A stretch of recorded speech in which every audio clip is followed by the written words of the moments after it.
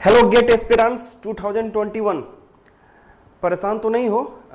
बस आपके कुछ कुछ डाउट थे, कुछ स्टूडेंट के मेरे पास कॉल भी आए। सर क्या करना है, कैसे करना है और क्या चेंजेस हुआ है सर, जब मुझे बताइए।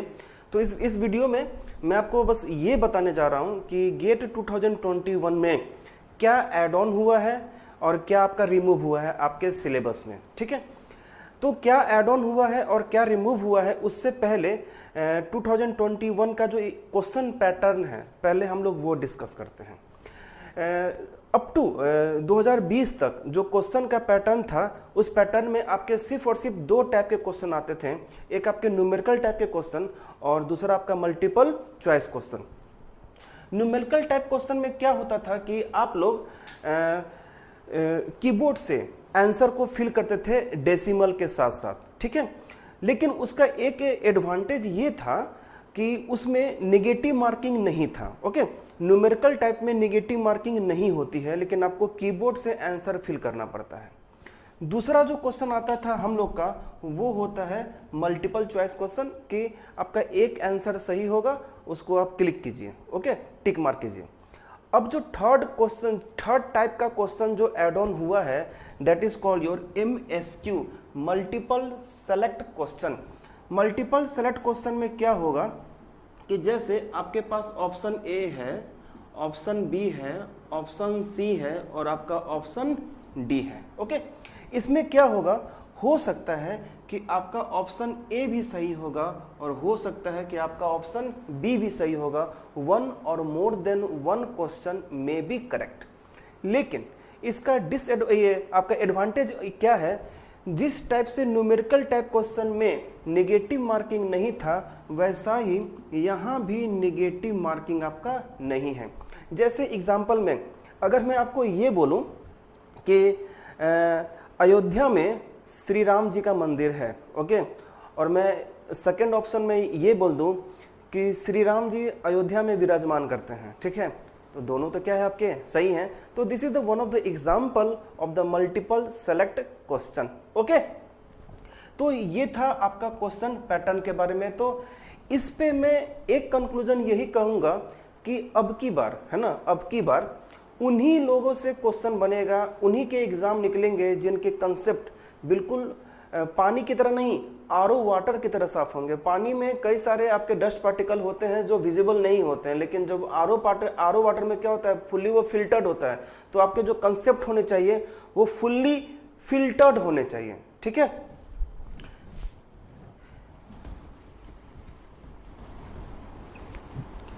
अब मैं आपसे बात करता हूं इलेक्ट्रिकल और ईसी ब्रांच वाले को। इलेक्ट्रिकल और ईसी ब्रांच वाले के सिलेबस में क्या क्या आपका ऐड ऑन हुआ है, क्या क्या आपका हटाया गया है। आईएन ब्रांच वालों के लिए मैं बिल्कुल अलग से वीडियो बनाऊंगा, बिकॉज कि आईएन ब्रांच वाले में बहुत सारे चीज आपके ऐड ऑन हुए हैं। कई सारे बच्चे तो डर गए होंगे, कुछ इलेक्ट्रिकल वाले ये सोच रहे हैं कि आईएन से दे देंगे। अरे भैया, आईएन से दे तो दोगे, बिकॉज कि तुम्हारे पास मशीन का कंसेप्ट है, इलेक्ट्रोमैग्नेटिक थ्योरी का कंसेप्ट है जो कि उसमें ऐड ऑन हुआ है। ओके, मैं मान लिया, लेकिन निकाल के ही क्या कर लोगे, क्योंकि उसमें जो अपॉर्चुनिटी आपके इलेक्ट्रिकल में है वो अपॉर्चुनिटी, वो पीएसयूज का अपॉर्चुनिटी वो आपको आईएन ब्रांच में नहीं मिलेगा। सो ज़्यादा दिमाग लगाने की ज़रूरत नहीं है।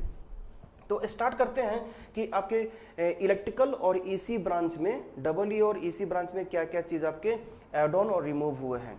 तो सबसे पहले अगर मैं आपसे बात करूं मैथ्स का, ठीक है, तो मैथ्स से तो सबको डर लगता है। ओके, अब इसमें से जो इलेक्ट्रिकल और ईसी वाले में से एक चैप्टर को हटाया गया है। अगर वो कैलकुलस को हटाया गया होता तो तुम लोग जरूर मतलब खुशियां मनाते हैं, लेकिन जो चैप्टर हटाया गया है वो चैप्टर हटाया गया है न्यूमेरिकल मेथड। ओके, जैसे रंगा कुट्टा मेथड पढ़ते होगे, न्यूटन रैप्सन्स मेथड पढ़ते हो ना, तो ये न्यूमेरिकल मेथड का आपका चैप्टर है, तो वो आपके इस सिलेबस से हटा दिया गया है। ओके, अगर मैं दूसरा बात करूं नेटवर्क का, मैं तो ये समझता हूं कि नेटवर्क, और ओवरऑल मैं पहले ही बोल देता हूं कि जो आपका टेक्निकल पेपर है इलेक्ट्रिकल और ईसी वाले का, वो ऑलमोस्ट सेम है। थोड़ा सा किसी चीज़ के हट जाने से सिलेबस को चेंजेस होना नहीं बोलते हैं, ठीक है। कई बार तो ऐसा होता है कि नहीं लिखा होता है लेकिन क्वेश्चन आपके आ जाते हैं तो आप बोलते हैं कि आउट ऑफ सिलेबस है। एक्चुअली वो आउट ऑफ सिलेबस नहीं होता है, वो कहीं ना कहीं उसमें रहता ही रहता है। तो नेटवर्क में क्या है, इलेक्ट्रिकल वालों को रेजोनेंस नहीं लिखा हुआ है, ओके। और दूसरा चीज़ आपका ग्राफ थ्योरी नहीं लिखा हुआ है। मैं आपको बता दूं, रेजोनेंस नहीं लिखा हुआ है लेकिन फिर भी रेजोनेंस है। यदि किसी भी एग्जामिनेशन के सिलेबस में ये लिखा होता है AC analysis, it means resonance is present, power analysis is present, mutual coupled circuit is present, okay. Graph theory का एसी से रिलेशन नहीं है तो हम ये बोल सकते हैं कि हाँ ग्राफ थ्योरी आपका हटा है लेकिन रेजोनेंस आपका नहीं हटा है, ओके। क्लियर है बात। और वैसे भी ग्राफ थ्योरी का जो वेटेज पहले से भी जो वेटेज था वो वेटेज काफी कम था। थर्ड, यदि मैं थर्ड की बात करूं डिजिटल का, तो डिजिटल को थोड़ा सा छोटा किया गया है, ठीक है। डिजिटल को थोड़ा सा छोटा किया गया है ईसी ब्रांच वालों को और इलेक्ट्रिकल वालों को भी थोड़ा सा, और ईसी ब्रांच में थोड़ा सा एड ऑन किया गया है। माइक्रो प्रोसेसर हटा दिया गया है इलेक्ट्रिकल वाले से भी और ईसी वाले से भी, और ईसी ब्रांच में इलेक्ट्रॉनिक ब्रांच में आपके कंप्यूटर ऑर्गेनाइजेशन को ऐड कर दिया गया है। बहुत छोटा है, मामूली सा है, सिंपल है, बहुत डरने वाली बात नहीं है, ओके। उसके बाद अगर मैं आपको बात करूं कि चाहे वो आपके पावर सिस्टम हो, चाहे आपके कम्युनिकेशन हो, ईसी वाले के कम्युनिकेशन हो, चाहे आपका मशीन हो, तो मुझे नहीं लगता है कि कोई चीज़ आपका चेंजेस हुआ है। सिग्नल सिस्टम में कुछ लोग ये बहुत डाउट कर रहे हैं। सिग्नल सिस्टम इलेक्ट्रिकल वाले का सिग्नल सिस्टम ऑलमोस्ट सेम है, ठीक है। ईसी ब्रांच में क्या है कि ये एड ऑन किया गया है discrete Fourier series, okay. Discrete Fourier series, मैं तो ये बोलता हूँ कि डिस्क्रीट फोरियर सीरीज से लिंकअप क्वेश्चन पहले भी आपको आया हुआ है, आपको लगता होगा कि नहीं है और ये अभी ऐड हुआ है, तो मैं तो नहीं समझता हूँ कि अभी ऐड हुआ, ये बाय डिफॉल्ट है। DTFT इलेक्ट्रिकल वाले के लिए DTFT, तो DTFT मुझे नहीं लगता है कि कोई ऐसा फैकल्टी होगा जो अच्छा से पढ़ाता होगा तो वो DTFT को टच नहीं करता होगा। DTFT को टच करता ही करता होगा। कोई ऐसा फैकल्टी हो सकता है जो DFT को टच नहीं करता होगा, ठीक है, लेकिन DTFT को तो सब लोग टच करता ही है। तो थोड़ा सा एड ऑन किया गया है DTFT के बारे में, DFT के बारे में और डिस्क्रीट फोरियर सीरीज के बारे में एड ऑन किया गया है।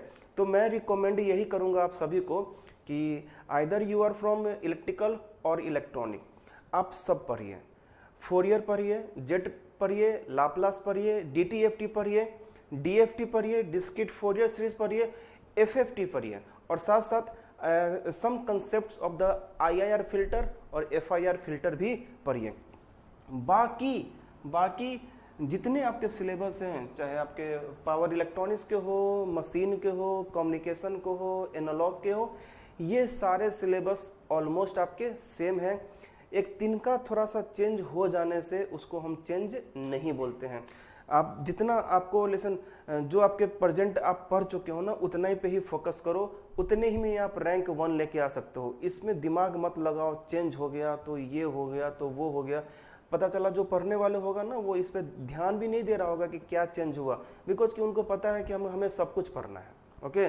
और वो सब कुछ पढ़ेगा और वो रैंक भी ले आएगा। तो आप लोग इसी में रह जाओगे कि क्या क्या नहीं पढ़ना है, ये नहीं पढ़ना है, वो नहीं पढ़ना है। छोड़ो, छोटा छोटा चीज़ के एड ऑन होने से, रिमूव हो जाने से हम उस पर ज़्यादा दिमाग नहीं लगाएंगे, ओके। तो आई होप सो कि आपको समझ में आ गया होगा। मैं ओवरऑल में यही बोल सकता हूँ कि आपके जो सिलेबस हैं वो ऑलमोस्ट आपके सेम है। क्लियर। लास्टली मैं आपको एक बात बोलूँगा, ये मैं सभी को बैच में समझाने के लिए बोलता हूँ और आप लोगों के लिए बोलता हूँ, गेट के लिए, ठीक है। Gate equal to numerical equation number 1, numerical equal to practice. आपके मैक्सिमम क्वेश्चन आपके न्यूमेरिकल ही होते हैं और न्यूमेरिकल को सॉल्व करने के लिए आपको प्रैक्टिस तो करना होगा। तो इक्वेशन 1 और 2 से आपका गेट इक्वल टू क्या होगा, प्रैक्टिस। इसका मतलब ये कि यदि आप प्रैक्टिस नहीं करोगे गेट की उम्मीद मत करना। एक ऐसे स्टूडेंट होते हैं जो गेट में रैंक लाने वाले होते हैं, एक ऐसे होते हैं जो गेट की तैयारी करते हैं। तैयारी करना डिफरेंट है और रैंक लाना क्या आपका डिफरेंट है। जो रैंक लाने वाले होते हैं वो बिल्कुल न्यूमेरिकल पे प्रैक्टिस करते हैं, और इसके लिए मैं आपसे ये बोलूँगा कि बार बार थ्योरी पे फोकस मत करो कि बार बार नोट्स पलट रहे हो, बार बार थ्योरी पढ़ रहे हो। मैक्सिमम से मैक्सिमम न्यूमेरिकल बनाइए, न्यूमेरिकल बनाइएगा, आपका थ्योरी ऑटोमेटिक कवर होगा। ओके। और दूसरी बात ये, न्यूमेरिकल को ज़्यादा अच्छा स्ट्रॉन्ग करने के लिए टेस्ट सीरीज ज्वाइन कीजिए और टेस्ट सीरीज के क्वेश्चन बनाइए, अपने आप को इवेल्युएट कीजिए, और इवेल्युएट करने के बाद अगर आपके मार्क्स कम आ रहे हैं तो इम्प्रूव कीजिए कहाँ पे आपका डाउन हो रहा है। क्लियर है बात? Okay, thank you.